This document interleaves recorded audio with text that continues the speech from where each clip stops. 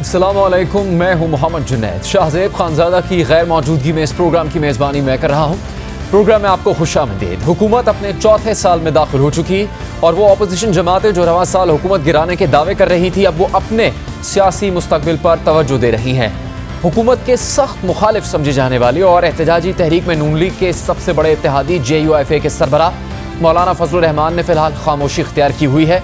उनकी तरफ से कोई अहम सियासी सरगर्मी नजर नहीं आ रही, जबकि नून लीग ने बज़ाहिर ज़हन बना लिया है हुकूमत को गिराना मुश्किल है और असम्बली से मुस्ताफ़ी होने का रास्ता सियासी तौर पर नुकसानदेह हो सकता है।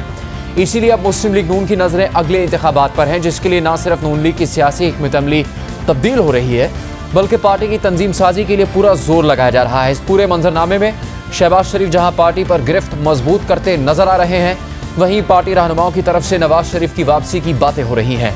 खुद मरियम नवाज और नवाज शरीफ वतन वापसी के बयानात दे रहे हैं। साथ ही इस वक्त पंजाब भर में पार्टी को मुनज़्ज़म करने के लिए तंजीमी इजलास हो रहे हैं, जिसमें नवाज शरीफ और मरियम नवाज भी शिरकत कर रहे हैं। खिताब भी किया जा रहा है। आज मरियम नवाज ने पार्टी इजलास से खिताब करते हुए ये कहा कि नून लीग की जो ताकत है उसका मुखालिफिन को तो इदराक है, मगर नून लीग को नहीं है, क्योंकि नून लीग में आज भी कुछ लोग ऐसे हैं जो हमसे डर रहे हैं और हम उनसे डर रहे हैं। नवाज शरीफ की मुस्लिम लीग नून की जो ताकत है, अल्लाह ताला के फजल से जो आज भी वोट की भी ताकत है, बयानिए की ताकत है, खिदमत की ताकत है, हर चीज़ की जो ताकत है उसका आपके मुस्लिम लीग नून के मुखालिफों को इदराक है। अगर नहीं इदराक तो मुस्लिम लीग नून को इदराक है, क्योंकि मुस्लिम लीग नून में आज भी हम में से कुछ लोग ऐसे हैं कि जो हमसे डर रहे हैं, हम उनसे डर रहे हैं। अब मरियम नवाज का किसकी तरफ इशारा है? पार्टी में ऐसे कौन से लोग हैं जो एक दूसरे से खौफज़दा हैं और नवाज शरीफ के बयानिए की ताकत को नहीं समझ रहे?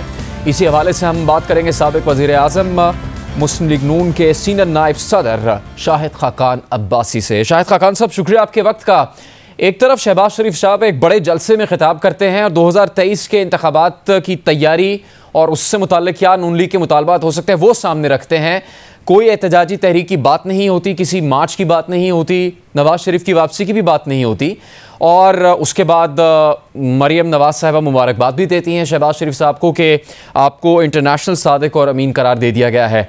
आज का उनका ये बयान कि मुखालिफिन तो ताकत को समझते हैं मुस्लिम लीग नून की, लेकिन मुस्लिम लीग नून के अंदर कुछ लोग ऐसे हैं जिनको मुस्लिम लीग नून की ताकत का इदराक नहीं है। शाहिद खाकान साहब, कौन लोग हैं मुस्लिम लीग नून में जो गाफिल हैं मुस्लिम लीग नून की ही ताकत से? देखिए, मुझे इस जो आज तकरीर थी मैं वहाँ मौजूद नहीं था। ये तकारीर हमारे जो डिविजनल सतह की मीटिंग्स हैं ये उसका हिस्सा हैं, और ये मेरा ख्याल है कि आज 7वां या 8वां इजलास था। तो पार्टी के अंदर मीटिंग्स में जो बात होती है वो पब्लिक बयानिया नहीं होता, वो गुफ्तगू का तरीका होता है कि आप कहते हैं कि ये हम सोच रहे हैं, ये हम कर रहे हैं, ये हमारी मुश्किलात है, ये हमारी कमजोरियां हैं, ये हमारी ताकत है। तो उसी हवाले से उन्होंने बात की है। इसको ये कहना कि और ये पब्लिक डिबेट का हिस्सा नहीं है, ये हमारी जमात का अंदरूनी मामला है। आपकी जमात के सोशल मीडिया अकाउंट से जारी किया गया है मरियम नवाज साहिबा का ये बयान, आपकी जमात के सोशल मीडिया अकाउंट। अगर उन्होंने बयान जारी कर दिया है तो फिर पब्लिक डिबेट, पब्लिक नॉलेज बन गई है। तो उन्होंने जो बात की है वो यही बात की है कि पार्टी के अंदर इख्तिलाफ राय मौजूद है। हम पार्टी की जो ताकत है उसको शायद कुछ लोग पार्टी के अंदर नहीं समझते, और ये बात दुरुस्त है कि जो आज पार्टी की ताकत है, जो उसकी मकबूलियत है, कुछ लोग बात करते हैं कि नहीं हमें कोई और रास्ता अपनाना चाहिए, हमें कोई ऐसी बात करनी चाहिए। तो उन बातों को एड्रेस किया जाता है ऐसे फोरम्स पर, अपनी राय का इजहार किया जाए। वह बहुत से लोग राय का इजहार करते हैं कि पार्टी का क्या तरीकाकार होना चाहिए, लेकिन जो उन्होंने कहा कि नवाज शरीफ का बयानिया आईन का बयानिया है, इससे इख्तलाफ करने की गुंजाइश नहीं है। इसी से यही हमारी ताकत है, और जो लोग इस ताकत को समझते नहीं उनको इस ताकत को समझना चाहिए। खाकान अब्बासी साहब, आपने खुद भी तस्लीम कर लिया कि ऐसे लोग मौजूद हैं पार्टी में, तो वो आप नहीं जानते कि वो कौन लोग हैं, और क्या मरियम नवाज का इशारा शहबाज शरीफ और हमजा शहबाज की तरफ है? नहीं जी, ये किसी शख्स की तरफ नहीं है। बहुत से लोग हैं, हम जब आपस में बैठते हैं, 84 हमारे MNA हैं, 160 MPA हैं, पार्टी के ओहदेदार हैं, हजारों लोग हैं। जब हम बैठते हैं लोग पूछते हैं कि बयान कि पार्टी के क्या तरीकाकार होगा, उसके क्या फवायद हैं, उसके क्या नुकसानात हैं। हम सब अपने तौर पर सियासी लीडर हैं, हम एक राय रखते हैं। तो इसी राय को मरियम नवाज साहबा ने एड्रेस किया कि नवाज शरीफ साहब की जो रास्ता उन्होंने बताया है, आइन का रास्ता है, वही हमारी मजबूती है और हमें ये नहीं समझना चाहिए कि हमें उससे कुछ नुकसान होगा। वही जमात की मजबूती है और हमें उससे दराक होना चाहिए। हमारे मुखालिफीन उस बात के दराक करते हैं। आप कहा करते हैं कि पार्टी में इख्तलाफ राय है, इख्तलाफ नहीं है, लेकिन ये सिर्फ मरियम नवाज साहिबा ने जो बात की इख्तलाफ की हद तक नहीं है। उन्होंने खौफ और डर की बात की कि हम उनसे डर रहे हैं, वो हमसे डर रहे हैं। तो ये तो किसी आम मामले से बढ़कर बहुत ही संगीन मामला है। नहीं, ये कोई इसी संगीनियत पे आप ना जाए, कोई संगीन बारी में इख्तलाफ राय है कि कुछ लोग जो हैं वो ये समझते हैं, सब उनका इख्तलाफ राय है कि नहीं हमें कुछ और रास्ता अपनाना चाहिए, कुछ और बात करनी चाहिए। ये उन्होंने बात की है। अच्छा, तो वो खौफजदगी की जो बात है मुझे वो समझ नहीं आई उसका उनका क्या मतलब था, लेकिन वो उस पूरी तकरीर के कॉन्टेक्स्ट में और उस फोरम पर जो तकारीर हुई, ये शायद उनके हवाले से उन्होंने को बात की है कि कुछ लोग खौफजदा नजर आते हैं, इस हवाले से उन्होंने बात की है। तो इन बातों को जो पार्टी के फोरम पर होती हैं, जो एक लिमिटेड फोरम है, उसको उन कॉन्टेक्स्ट में देखना पड़ता है। मैं सिर्फ ये कह रहा हूँ। ठीक है खाकर अब्बासी साहब, पहले कुछ अर्से पहले तक मुस्लिम लीग नून के किसी भी रहनुमा से समेत मरियम नवाज साहिबा से जब सवाल किया जाता था कि नवाज शरीफ वतन वापस कब आएंगे, उनको पाकिस्तान वापस आना चाहिए, तो जवाब ये दिया जाता था कि वो पाकिस्तान आएंगे लेकिन अपना इलाज मुकम्मल करवा कर आएंगे, जब उनकी सेहत बेहतर होगी तब वो आएंगे। जो शहबाज शरीफ साहब ने खिताब किया, ख्वाजा आसिफ साहब ने खिताब किया, दीगर रहनुमाओं ने आपके हालिया मुस्लिम लीग नून के जलसे से, उसमें उन्होंने बहुत सी बातों का जिक्र किया, लेकिन नवाज शरीफ साहब की वतन वापसी से मुतालिक बात नहीं की कोई, या पार्टी के अंदर भी उनकी तरफ से, हमजा शहबाज की तरफ से, शहबाज शरीफ की तरफ से कोई बात सामने नहीं आई। लेकिन उसके फ़ौरन बाद मरियम नवाज साहिबा ने इस ख्वाहिश का इजहार कर दिया कि वो ये चाहती है कि दिसंबर से पहले नवाज शरीफ वतन वापस आ जाए। तो इलाज तो अभी भी उनका मुकम्मल नहीं हुआ, इसके बारे में कोई तस्दीक नहीं है। तो क्या शहबाज शरीफ साहब की जलसे में जो उनकी तकरीर थी और उनकी पार्टी लीडरशिप में मजबूत होती पोजीशन के बाद नवाज शरीफ साहब की वापसी की ख्वाहिश का इजहार किया मरियम नवाज साहिबा ने, और आपकी इस बारे में राय क्या है? देखिए, मेरी राय बड़ी वाज़ेह है और वही जमात की राय है, वही शहबाज शरीफ साहब की राय है, वही मरियम नवाज साहिबा की राय है। और यहाँ कोई पार्टी का सदर जब मजबूत होता है, पार्टी मजबूत होती है। यहाँ कोई दो राय, यहाँ कोई इक़्तिदार का झगड़ा नहीं है, पार्टी के अंदर कोई कुर्सी का इख्तलाफ नहीं है। हमारे पार्टी के सदर हैं शहबाज शरीफ साहब, रूए रवां हैं मियां नवाज शरीफ साहब, बाकी सब उस पार्टी के वर्कर हैं और लीडर हैं। और शहबाज शरीफ साहब की जो नवाज शरीफ साहब की जो सेहत का मामला है, ये कभी किसी पार्टी फोरम पर डिबेट का हिस्सा नहीं बनता, क्योंकि बात बड़ी वाज़ेह है। वो इलाज करवाने गए थे, जब इलाज मुकम्मल होगा वो वापस आ जाएंगे, और इलाज क्या होना है, कितना हो चुका है, ये सिर्फ नवाज शरीफ साहब और उनके डॉक्टर ही फैसला कर सकते हैं कि कब वो वापस आएंगे। बहुत शुक्रिया आपके वक्त का। शाहिद खाकान अब्बासी मुस्लिम लीग नून के सीनियर नायब सदर अपनी राय का इजहार कर रहे थे। इख्तलाफ को तस्लीम भी करते हैं मुस्लिम लीग नून के रहनुमा, और फिर अक्सर मौक़ों पर इससे इनकार भी करते हैं कि जमात मुत्तहिद है, कोई बयानिए की जंग नहीं है। लेकिन शहबाज शरीफ साहब के बयानात से, नवाज शरीफ साहब के बयानात से, मरियम नवाज साहिबा के बयानात से बहुत वाज़ेह तौर पर यह लगता है कि बयानिए की एक जंग मुस्लिम लीग नून के अंदर जारी है।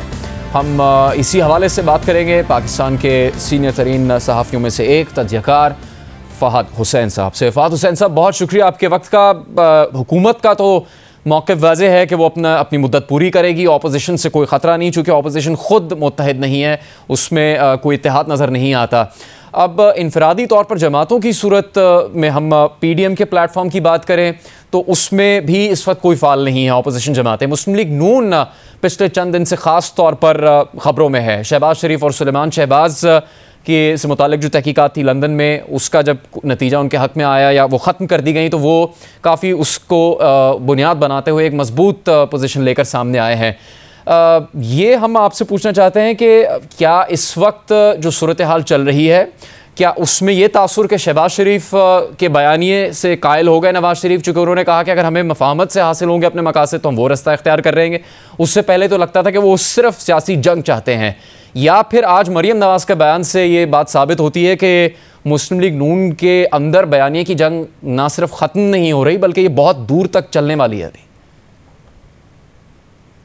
शुक्रिया जुनैद। देखिए, ये बात आपकी दुरुस्त है कि जो बयानिए की जंग है वो इसकी बजाय कि उसमें कुछ कमी हो और वो मध्यम हो, वो तेजी पकड़ती हुई नजर आ रही है। और इसमें मैं काफी अरसे से मैं लिखता भी आ रहा हूँ और कहता भी आ रहा हूँ कि जब तक नून लीग के अंदर से ये एक उसूली फैसला नहीं होगा कि हमने इन दो बयानियों की जंग को खत्म करना है, तो तब तक जो है वो इनका मोमेंटम इनको और मजीद आगे लेके जाएगा और ये जो दरार हमें नजर आ रही है ये और ज्यादा गहरी होगी।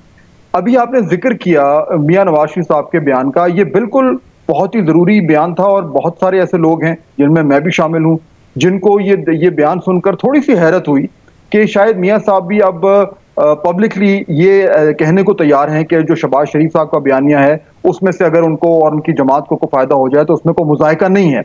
मुझे लगता यूं है कि जो जिस तरीके से ये जो NCA का मामला है जिसमें शहबाज शरीफ साहब के ऊपर जो करप्शन के इल्जाम थे वो रद्द हुए हैं और उनसे उनकी पोजीशन मुस्तहकम हुई है, इसमें कोई शक नहीं है। लेकिन ये कहना कि उसकी वजह से जो दरारें थी पार्टी के अंदर वो खत्म हो गई हैं, बिल्कुल ऐसा नहीं है। वो इतनी गहरी हैं कि वक्त लगेगा। अगर आज ये फैसला किया जाए, और वो फैसला सिर्फ मियां नवाज शरीफ कर सकते हैं कि इन दरारों को खत्म करना है, तो उनको खत्म करते करते भी वक्त लगेगा। और उसका एक सबूत वो बयान है मरियम साहिबा का जिसका आपने अभी जिक्र किया। फवाद हुसैन साहब, मुल्क में इस वक्त अपोजिशन जमातों की सियासी सूरत हाल क्या है? क्या मुस्लिम लीग नून बिल्कुल PDM से अलग अपनी मुहिम आगे चलाएगी अपोजिशन जमात के तौर पर? और अगर नवाज शरीफ साहब वापस आने की बात कर रहे हैं, मरियम नवाज साहब ने कहा कि वो चाहती हैं दिसंबर से पहले वो वापस आ जाएं और ख़ुद उन्होंने उसका जिक्र भी किया, तो क्या फिर मुस्लिम लीग नून की सियासत बदल जाएगी? शहबाज शरीफ का बयानिया नवाज शरीफ के वतन वापस आने की सूरत में पीछे रह जाएगा, या फिर उनके वापसी का भी मकसद यही होगा कि तंजीम साजी की जाए मुस्लिम लीग नून के लिए और 2023 के इलेक्शन की तैयारी का ही बयानिया लेकर आगे चले, जो कि शहबाज शरीफ का बयानिया है इस वक्त? देखिए जुनैद, अब अगर आप नून लीग की सियासत को बड़े गौर से देखें तो चंद एक अहम पहलू हैं जो उभर कर सामने आ रहे हैं पिछले चंद हफ्तों के जो मामलात हैं उनके जरिए। पहली बात तो ये है, या ये बात दुरुस्त है कि मियां नवाज शरीफ साहब के वापस आने के जो इम्कानात हैं वो आहिस्ता आहिस्ता रोशन होते जा रहे हैं। अब वो कितना अरसा लगता है, वो दिसंबर होता है या वो अगला साल होता है या वो इलेक्शन के करीब होता है, ये कहना तो नामुमकिन है। लेकिन ये बात जरूर है कि एक उसूली फैसला होता नजर आ रहा है जमात में कि इलेक्शन से पहले मियां नवाज शरीफ साहब की वापसी जरूरी है। तो पहली चीज हुई।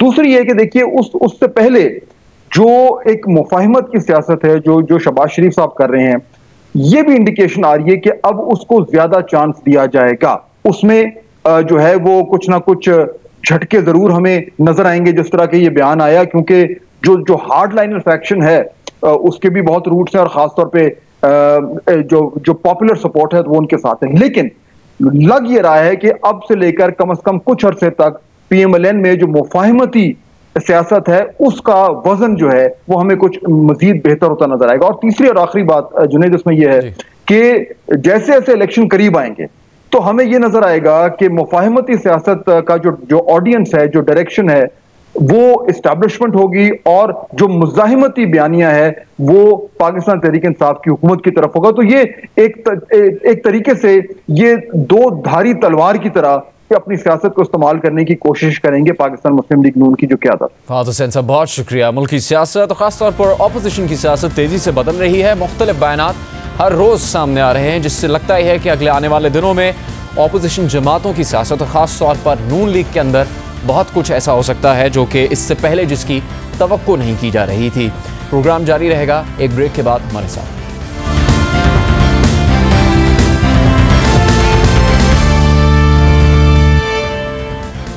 प्रोग्राम में एक बार फिर खुशामदीद। बहरा अरब में समुद्री तूफान बन रहा है जिसके नतीजे में कराची समेत सिंध और बलूचिस्तान के साहिली इलाकों में तेज़ हवाओं के साथ तूफानी बारिशों का इम्कान है। इस हवाले से महकमा मौसमियात ने तीसरा अलर्ट जारी किया है जिसके मुताबिक हवा का कम दबाव कराची से 240 किलोमीटर दूर मौजूद है।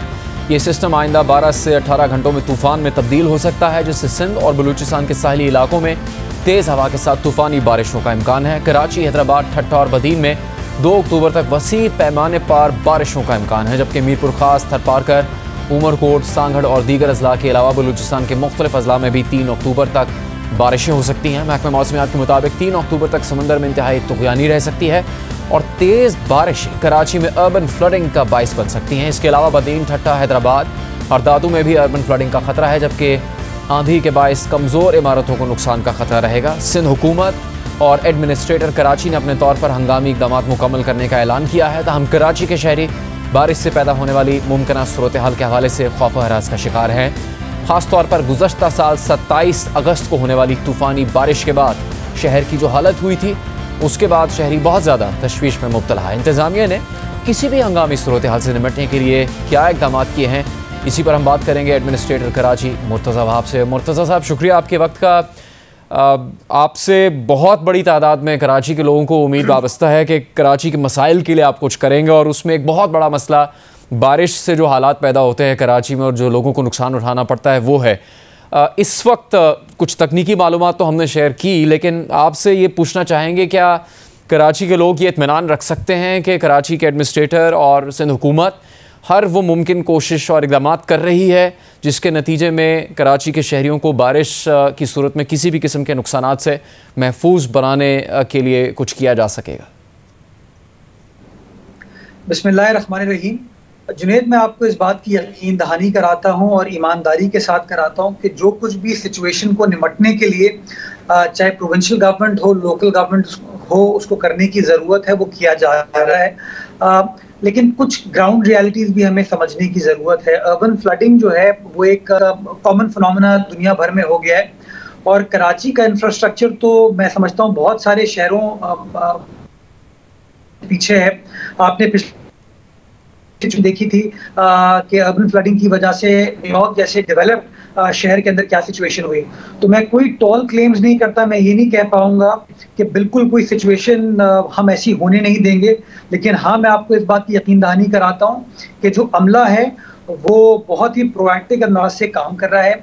जो जो फॉल्ट लाइंस थे, जो जो इश्यूज थे, उनको आइडेंटिफाई किया गया है।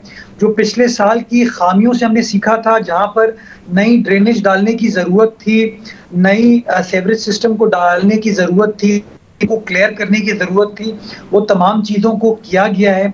जो पिछले 3 स्पेल्स कराची शहर के अंदर आए हैं, जो दरमियाने दर्जे के स्पेल थे, उसके अंदर जहां जहां हमें खामियां नजर आई, चोकिंग पॉइंट्स नजर आए, उनको हमने आइडेंटिफाई किया।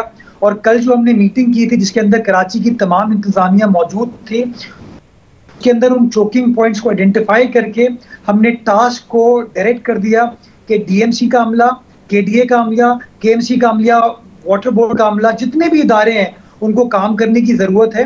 और जहां जहां हमें मशीनरी को आज डिप्लॉय करने की जरूरत है, we will not wait for the situation to go out of hand, पहले से मशीनरी को मोबिलाइज करके वहां पर प्लेस कर दिया जाए। तो ऐसे कोई 10-12 मकामात थे कराची शहर में जहां पर माजी में हमको मुश्किलात का सामना करना पड़ा था, जिसमें एक चीज मुझे आपकी स्क्रीन पर इस वक्त नजर आ रही है, जो नागन चौरंगी है, वहां पर हमने पहले से मशीनरी को मोबिलाइज किया हुआ है, बड़े पंप्स को हमने लगाया हुआ है। अब उसके अंदर वो जो ग्रीन स्ट्रक्चर है जुनेद, वो अनफॉर्चुनेटली दिक्कत क्रिएट करता है, because new Karachi, north Karachi, Surjani, पापोर से वो सारा पानी आता है और वो बीच में ब्लॉक होता है एक जगह पे आके।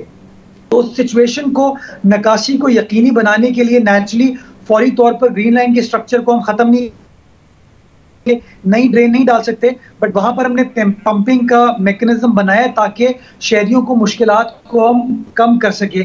इसी तरह अगर आपको याद हो, शारे फैसल पे गुलिस्तानी नफर सोसाइटी थी, वहां पर नई ड्रेन हमने डाली है। जो पहले 3 स्पेल आए थे वहां पर सिचुएशन अल्हम्दुलिल्लाह अंडर कंट्रोल रही। Nursery was under control, Nata Khan flyover was under control, star gate was under control.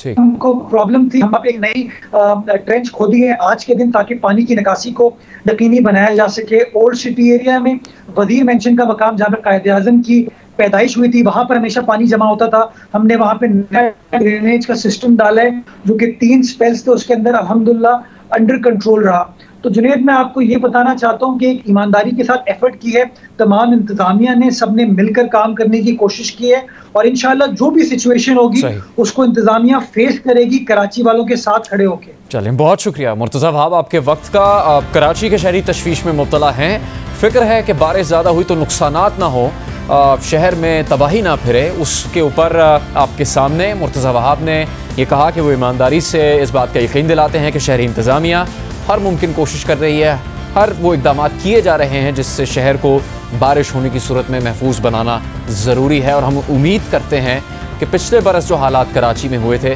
उस तरह की सूरत हाल का सामना कराची के शहरियों को ना करना पड़े। प्रोग्राम जारी रहेगा एक ब्रेक के बाद हमारे साथ।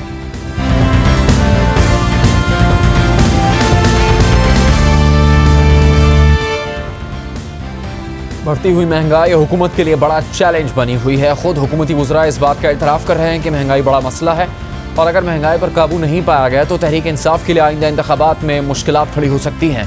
साथ ही सर्वेस भी यही बता रहे हैं कि आवाम भी महंगाई से निपटने के लिए हुकूमती इक़दामात से मुतमईन नहीं है। इप्सॉस के रवा माह सामने आने वाले सर्वे के मुताबिक 62% पाकिस्तानियों ने महंगाई को कंट्रोल करने के लिए हुकूमती इक़दामात पर आदम इत्मीनान का इजहार किया है। मगर आज वज़ीर आज़म इमरान खान ने कहा कि कोरोना की वजह से सप्लाई चेन मुतासिर हुई, महंगाई आर्जी है, जल्द ही महंगाई पर काबू पा लेंगे। कीमतें बढ़ी हैं वो इसलिए कि कोरोना की वजह से सप्लाई चेन्स अफेक्ट हुई। सारी दुनिया में कमोडिटी प्राइसेस, खाने पीने की चीज़ों की कीमतें बढ़ गई, तो ये आर्जी तौर पे है। इंशाअल्लाह सीपैक के भी प्रोजेक्ट्स तेज़ हो जाएंगे और हमें ये जो भी आर्जी तौर पे मुश्किल पड़ी हुई है महंगाई की, ये भी इंशाअल्लाह नीचे आ जाएगी। इसके अलावा गुज़श्ता रोज़ वफाकी वज़ीर शेख रशीद ने भी तस्लीम किया कि महंगाई है मगर हुकूमत ज़रूरी अशिया पर सब्सिडी दे रही है। महंगाई है, मैं ऐसे ही आपके सामने झूठ बोलूं? 4 बुनियादी चीज़ें जो हैं वो इंशाअल्लाह ताला इस साल दाल, चीनी, घी और दालें और इसी तरह 4 दवाइयाँ आज मैं खुद हेल्थ मिनिस्टर के पास गया हूँ कि इंसुलिन और डिप्रेशन की दवाई और ब्लड प्रेशर, ये 3-4 दवाइयाँ जो हैं टीबी की, इसको सब्सिडी दी जाए और इंशाअल्लाह ये करवाएंगे। वज़ीर ख़जाना शौकत तरीन पहले ही आटा, चीनी, दालें और घी पर सब्सिडी देने का ऐलान कर चुके हैं। फूड सब्सिडी देंगे, अपने गरीब आवाम को डायरेक्ट अब सब्सिडी देंगे। आटे पे देंगे, चीनी पे देंगे, घी पे देंगे और दालों पे देंगे। 12.5 मिलियन हाउस होल्ड्स को देंगे जो तकरीबन 40 से 42% पॉपुलेशन है। एडमिनिस्ट्रेटिवली हम ये कर रहे हैं कि ये जितनी भी ये फार्म से लेके रिटेल तक जो भी चेन है उसको हम एवेलुएट कर रहे हैं बड़े साइंटिफिक तरीके से कि कहाँ ज़्यादा लोग पैसे बना रहे हैं, मिडिल मैन कहाँ पैसे बना रहा है। मतलब 300%, 250%, 400% तो एक्सेप्टेबल नहीं। स्ट्रेटेजिक हम रिजर्व क्रिएट कर रहे हैं। वीट वगैरह के तो मैंने कहे थे, लेकिन अब दालों के भी हम कर रहे हैं। हुकूमत ने तकरीबन 100 अरब रुपए की सब्सिडी देने का ऐलान किया है। साथ ही हुकूमत मुसलसल चीनी और गंदम दरामद कर रही है मगर इस वक्त आलमी मंडी में चीनी और गंदम की कीमत रिकॉर्ड सतह पर है। हुकूमत ने जो गुज़श्ता हफ्ते यूटिलिटी स्टोर्स के लिए 28,000 टन चीनी खरीदी वो तकरीबन 109 रुपये फ़ी किलो में पड़ी और ट्रांसपोर्ट और दीगर चार्जेस मिलाने के बाद यूटिलिटी स्टोर्स को ये चीनी 123 रुपये फ़ी किलो मिलेगी। यानी खुद हुकूमत के अपने तयन करदा 89 रुपये 75 पैसे से 33 रुपये 25 पैसे महंगी हुई और यूटिलिटी स्टोर पर यह चीनी 85 रुपये में फ़रोख्त की जाएगी क्योंकि हुकूमत ने यूटिलिटी स्टोर्स पर चीनी की कीमत 85 रुपये फ़िक्स की हुई है। यानी हुकूमत को 1 किलो चीनी पर 38 रुपये की सब्सिडी देनी पड़ेगी। सिर्फ इस एक सौदे पर हुकूमत को 28,000 टन चीनी पर करोड़ों रुपये की सब्सिडी देनी पड़ेगी और अभी हुकूमत ने मज़ीद चीनी दरामद करनी है। इससे पहले पंजाब हुकूमत ने रवां हफ्ते चीनी दरामद करने की मंजूरी दी। पंजाब हुकूमत के नोटिफिकेशन के मुताबिक पंजाब हुकूमत दरामदी चीनी से अपने स्टॉक में इजाफा करेगी और दरामदी चीनी सस्ते बाजारों और खुसूसी दुकानों पर कंट्रोल रेट पर फ़रोख्त की जाएगी। इसके अलावा हुकूमत को गंदम भी तारीख के महंगे तरीन रेट पर मिल रही है। शहबाज राना की खबर के मुताबिक हुकूमत ने 1,20,000 टन गंदम $383 के रेट पर खरीदने की मंजूरी दी। 1 किलो गंदम 65 रुपये की पड़ेगी जबकि हुकूमत ने ऐलान किया है कि वो आटे की फ़रोख्त 55 रुपये फ़ी किलो में यकीनी बनाएगी। यानी हुकूमत को 1 किलो पर तकरीबन 10 रुपये की सब्सिडी देनी पड़ेगी। सिर्फ इस एक सौदे पर 1,20,000 टन गंदम पर भी हुकूमत को करोड़ों रुपए की सब्सिडी देनी पड़ेगी। हम आपको पहले भी बता चुके हैं कि रवां साल हुकूमत के पास मौका था कि वो निस्बतन सस्ती गंदम दरामद करती मगर हुकूमत ने ये मौका ज़ाया किया। कुछ दिन पहले तक रूस से हुकूमत $280 फ़ी टन में गंदम खरीद सकती थी मगर ये मौका ज़ाया किया गया और अब $383 फ़ी टन गंदम खरीदी जा रही है। महंगी गंदम और चीनी की दरामद पर आज पेशावर हाई कोर्ट ने भी सवाल उठाया। आटे की कीमतों से मुतालिक केस की समाअत के दौरान chief justice Peshawar high court justice Qaiser Rasheed ने रिमार्क्स दिए हैं कि मुल्क के हालात इतने ख़राब हैं कि खुद किफ़ालत के बावजूद चीनी गंदम दरामद करनी पड़ रही है। महंगी गंदम और चीनी दरामद करने से बोझ गरीब पर पड़ेगा। चीफ जस्टिस ने मजीद रिमार्क्स दिए कि डॉलर की कीमत में इजाफे से कीमतें मजीद बढ़ जाएंगी। पता नहीं हुकूमत किस तरफ जा रही है। गरीब को एक वक्त की रोटी तक मैसर नहीं, अब वो महंगी गंदम चीनी खरीदेंगे। चीफ जस्टिस ने सवाल पूछा कि इन हालात के जिम्मेदार कौन है। हालात आए रोज बेहतरी की बजाय बदतर हो रहे हैं, पता नहीं हुकूमत क्या कर रही है। हुकूमत ज़ख़ीरा अंदोज़ों के खिलाफ एक्शन ले। यहाँ ये सवाल उठता है कि दरामद करने के फैसले पर वक्त पर अमल कर लिया जाता तो आलमी मार्केट से निस्बतन सस्ती गंदम मिल जाती और लोकल मार्केट में भी आटे की कीमत कंट्रोल में रहती, मगर अब महंगे रेट्स पर गंदम खरीदी जा रही है और अरबों रुपए की सब्सिडी देनी पड़ रही है। क्या इन इक़दामात से महंगाई कंट्रोल हो जाएगी? इसी हवाले से हम बात करेंगे माहिर इजनास शम्सुल इस्लाम साहब से। शम्स साहब, शुक्रिया आपके वक्त का। महंगाई कंट्रोल करने के लिए हुकूमत बहुत ही बड़ी सब्सिडी देने जा रही है, उसमें आटा, चीनी, घी और दालों की फहरिस्त शामिल है। इससे क्या बोझ कम हो सकेगा, मसला हल हो जाएगा, या फिर आगे चलकर और बहुत ज़्यादा मुश्किलात पैदा होंगी, बहुत ज़्यादा बोझ बढ़ेगा? जी बिल्कुल जुनैद, मैं आपको बताऊं कि इस वक्त जो है मुझे समझ नहीं आ रही कि हुकूमत को कौन एडवाइस कर रहा है कि इंटरनेशनल मार्केट जो है वो गंदम की ऑल टाइम हाई हो चुकी है, शुगर की प्राइसेस इस वक्त ऑल टाइम हाई हैं और हुकूमत जो है वो इसके बावजूद कि चीनी की शॉर्टेज यहाँ पे नहीं है। लास्ट ईयर जो प्रोडक्शन हुई थी उससे ज़्यादा इस सीज़न में प्रोडक्शन हुई है और आगे जो है 15 अक्टूबर से क्रशिंग सीज़न स्टार्ट हो जाएगा। उसके बावजूद जो है अगस्त के अंदर जो है सितंबर में ये इम्पोर्ट के प्लान बन रहे हैं और इम्पोर्ट आना शुरू हुई है।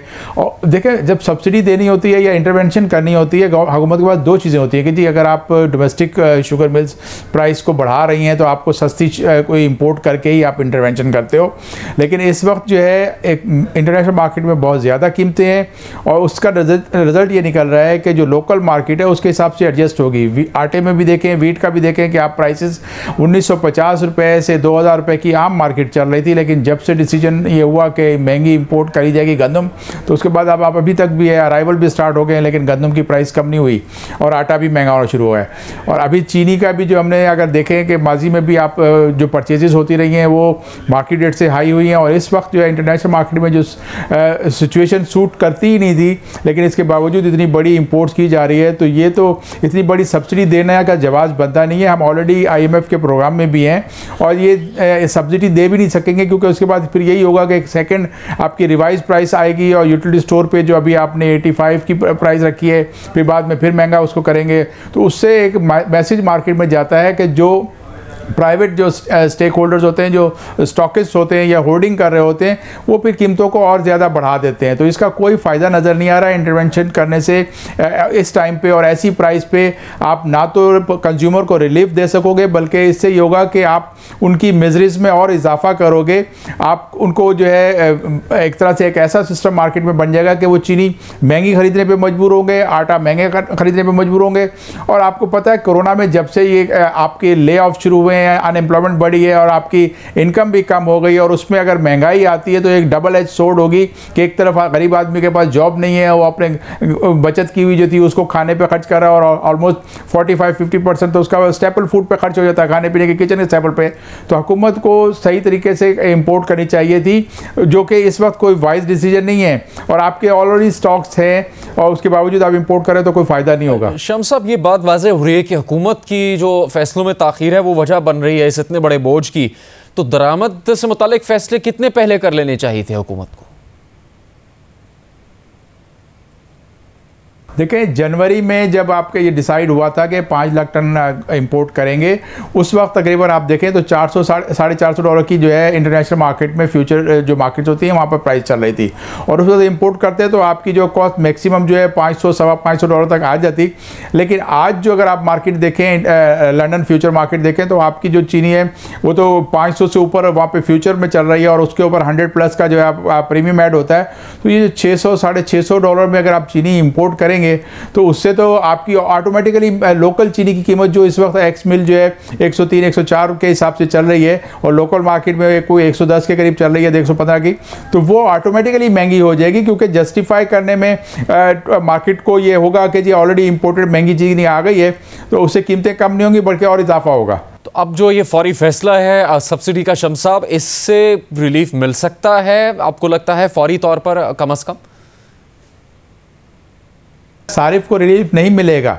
आपका सारिफ वो नहीं है जो सिर्फ एहसास कार्ड उसमें लिया हुआ है या यूटिलिटी स्टोर पे जा रहा है। आपकी एक बहुत बड़ी आबादी है जो यूटिलिटी स्टोर पे नहीं जा सकती, उनको आप मार्केट से ख़रीदना होता है। और आप हार्डली जो अगर आपके यूटिलिटी स्टोर देखें तो बहुत कम कंज्यूमर को जो आबादी को कवर करते हैं। और उसमें भी बल्कि यूटिलिटी स्टोर में भी बहुत सारी लीकेजेस हैं, बहुत सारी चीज़ें मीडिया में रिपोर्ट हो चुकी है कि वहाँ पर भी चीनी जो जाती है या दूसरी जो गंदम वगैरह जाती है उसको किस तरह से फिर मार्केट में वो लेकर आते हैं। तो ये इससे कोई रिलीफ नहीं होगा, कीमतें और बढ़ेंगी। शमसुल इस्लाम खान साहब, बहुत शुक्रिया आपके वक्त का। हुकूमत एक बहुत बड़ी सब्सिडी देने जा रही है।